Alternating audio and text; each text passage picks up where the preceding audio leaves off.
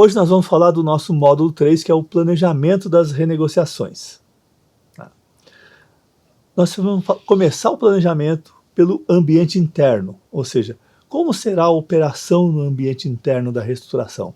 Quem vai cuidar do quê? Qual vai ser a estratégia financeira? Qual vai ser a estratégia comercial? Ela tem que estar adaptada à situação de crise. Feito isso, nós precisamos discutir com os acionistas quais são os planos A, B ou C. Né? Os acionistas precisam aprovar, precisam estar conscientes. Por exemplo, o que é um plano A? O plano A pode ser uma recuperação extrajudicial, mas e se ela não der certo?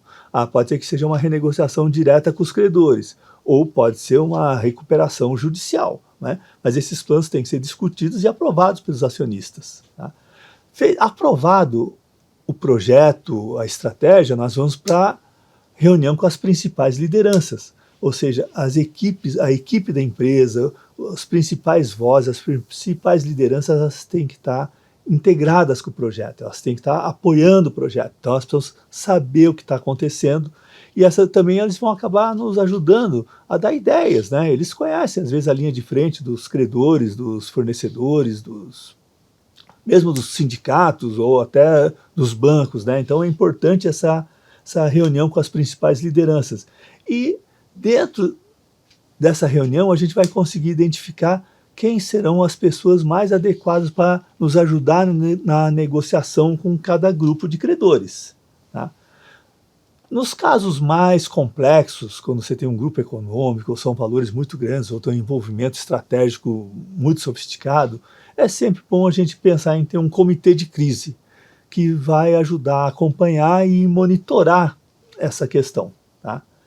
Depois disso, importante que ou esse comitê de crise ou os acionistas junto com os seus consultores definam quem será a equipe jurídica ou quais serão as equipes jurídicas. Você pode ter uma equipe jurídica para cuidar da parte tributária, pode ter uma equipe jurídica para cuidar da parte trabalhista, uma equipe jurídica para analisar talvez a recuperação judicial, ou seja, você precisa de profissionais especializados para dar apoio à renegociação. Isso faz parte do planejamento. Né? A definição das duplas que tratarão com os credores, né? Tá? Quem vai ser a dupla? Né? Por que dupla? Né? A dupla é importante porque transmite um respeito, você valoriza o credor, fala assim, pô, está vindo duas pessoas da empresa tratar comigo, evita riscos de má interpretação da condução de uma reunião, né? Evita riscos de fofoca, né? Então em dupla sempre é mais seguro, né? Senão você teria que chegar numa reunião e gravar, né, para dizer, olha, o que foi falado foi isso. Então, acho que as duplas sempre ajudam. Tá? Depois tem que ter um modelo de monitoramento do andamento das negociações. Tá? Por quê? Porque o histórico das conversas, o acompanhamento das negociações e o próprio monitoramento, por exemplo, dos riscos jurídicos, né, permite que você avalie se a condução daquela estratégia definida originalmente está indo bem, ou se você vai ter que mudar de estratégia. Tá? E também a definição do discurso. A empresa tem que estar falando a mesma língua. A empresa não pode estar falando línguas diferentes. Tá? Vamos lá, então, para o planejamento da renegociação com os credores trabalhistas. Né? A primeira situação que a gente enfrenta são justamente os passivos gerados pelas demissões necessárias para a reestruturação. Tá? É importante se fazer uma análise disso. Bom, quanto que essas demissões vão custar? Quantas pessoas são, né? Qual é o impacto disso no todo da empresa, porque aí você vai conseguir definir, por exemplo, se a negociação vai ser direta lá com os colaboradores que estão sendo desligados, se vai ser necessário fazer uma negociação, por exemplo, com o sindicato, ou se a negociação vai ter que ser feita na própria Justiça do Trabalho. Né? Também um planejamento para as ações trabalhistas em andamento.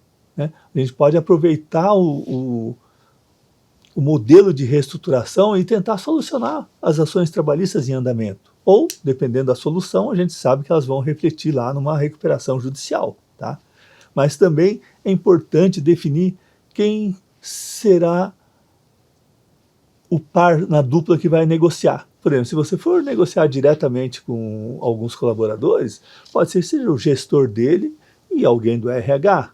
Se você tiver que negociar com o sindicato, pode ser que vá um diretor financeiro e alguém do RH, e se você for negociar na Justiça do Trabalho, vai ter que ir um advogado e alguém representando a empresa. Tá?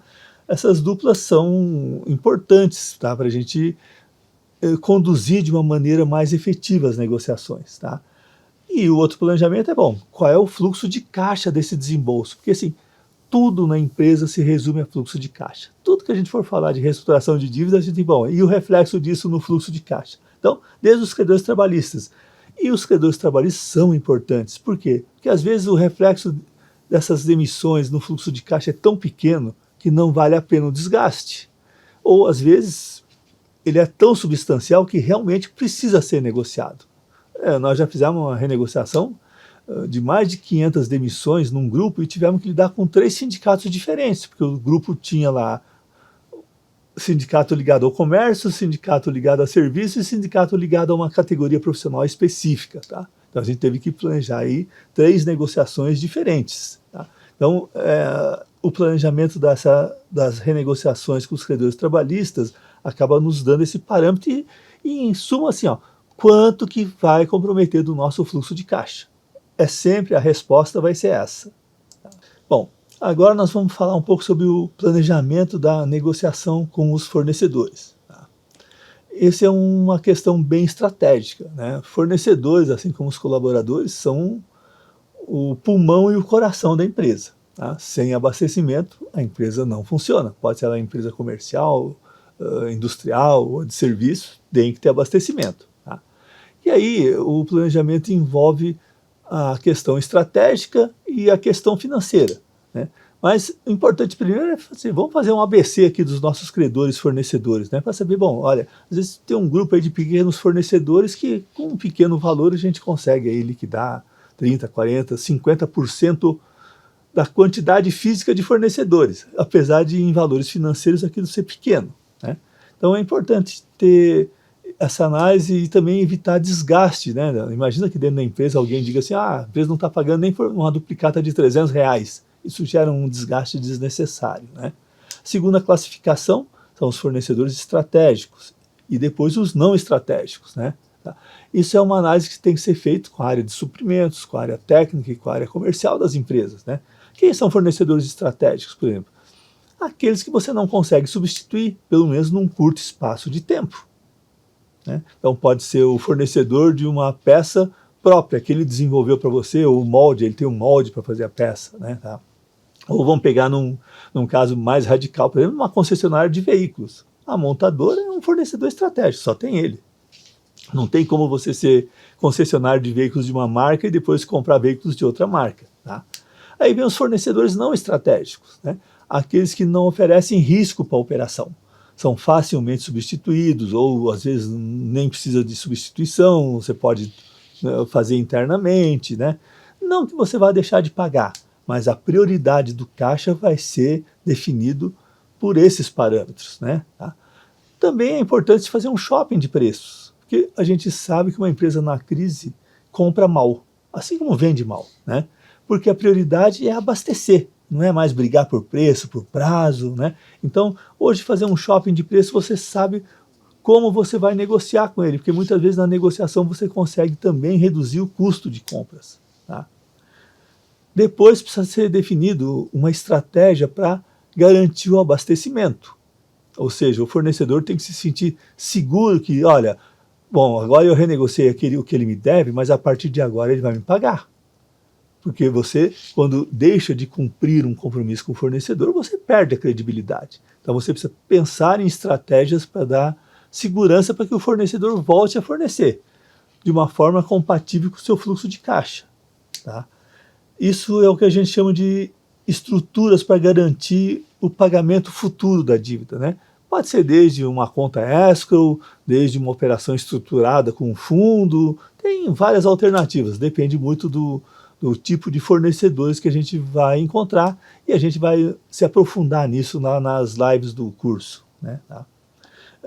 Aí, feito isso, nós vamos discutir o quê? Como elaborar as propostas de pagamento para cada grupo de fornecedores dentro desse grande grupo de credores. Tá? Para os fornecedores estratégicos, não estratégicos, para os pequenos fornecedores. Tá? E feito isso, nós vamos fazer de novo, simulação de qual é o impacto dessas possibilidades de negociação no fluxo de caixa, né? Acho que a palavra que mais vocês vão ouvir durante o curso vai ser esse tal de fluxo de caixa, né? Muito bom. Aí nós vamos para o planejamento das negociações com os credores financeiros. Da mesma forma, tem que ter uma dupla que vai negociar com esses credores. A definição das duplas é uma questão estratégica que a gente tem que se aprofundar a depender de como essa dívida está composta, né? Avaliação das potencialidades e riscos jurídicos, né? Às vezes, dívidas bancárias, como outras dívidas, também têm potencialidade de não vale a pena negociar, porque a gente tem uma boa potencialidade jurídica de ganhar alguma coisa, ou reduzir alguma coisa nessa dívida, ou até mesmo só ganhar tempo, tá? É identificado que existem essas potencialidades, de repente pode ser importante contratar uma perícia. Tem muitos peritos aí que acabam encontrando potencialidades para reduzir dívidas bancárias. Hoje não tem mais muito sobre isso, mas ainda tem, tá? E aí tem que se desenvolver as propostas para cada grupo de credor, em função, por exemplo, das garantias e tipo de operação. Aquilo que eu falei, às vezes tem operação que independe do credor financeiro, não é ele que toma a decisão de reparcelar, ou reperfilar, ou alongar, ou dar uma carência, ou qualquer coisa assim, tá? Aí nós temos que definir as operações de tesouraria, assim, como a nossa tesouraria vai funcionar no ambiente de renegociação com os nossos bancos credores.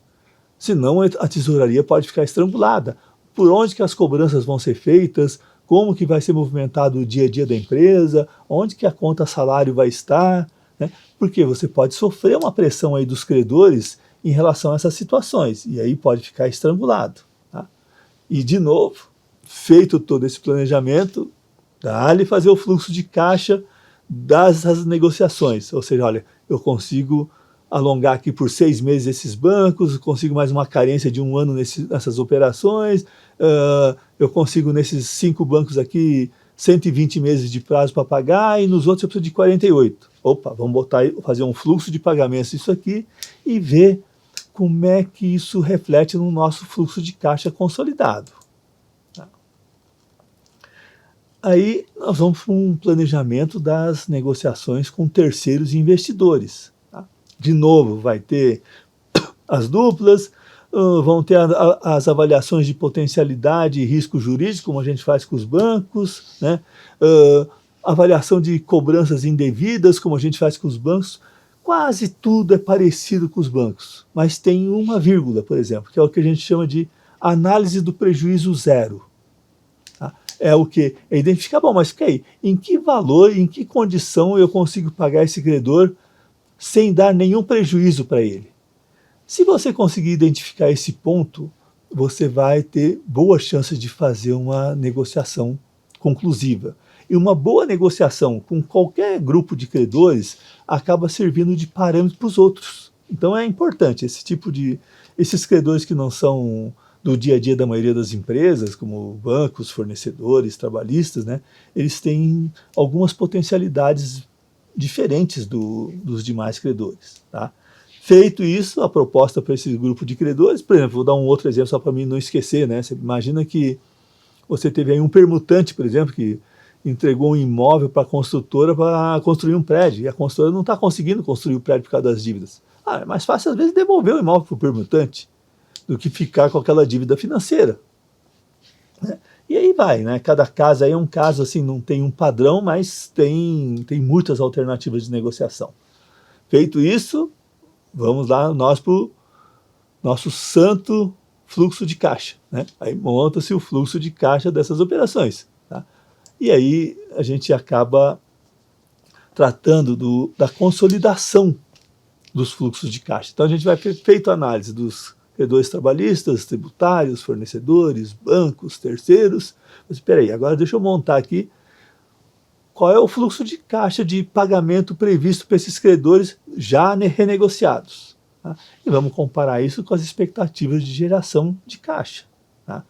Bom, se for compatível, beleza, essa negociação aqui vai dar certo. Se não for compatível, aí vai retornar aqui para o planejamento e falar, bom, olha, eu preciso mudar aqui a negociação, ou com esse grupo de credores, ou com esse credor, ou alguns credores eu não vou negociar agora, né? Aí, feito essa análise, a gente conclui aqui o planejamento das negociações. Bom, esse foi um resumo do que vocês vão ver nas lives sobre esse módulo, tá? Na realidade não foi tão resumo, porque o assunto realmente é complexo, mas espero vocês lá para discutir isso com detalhes.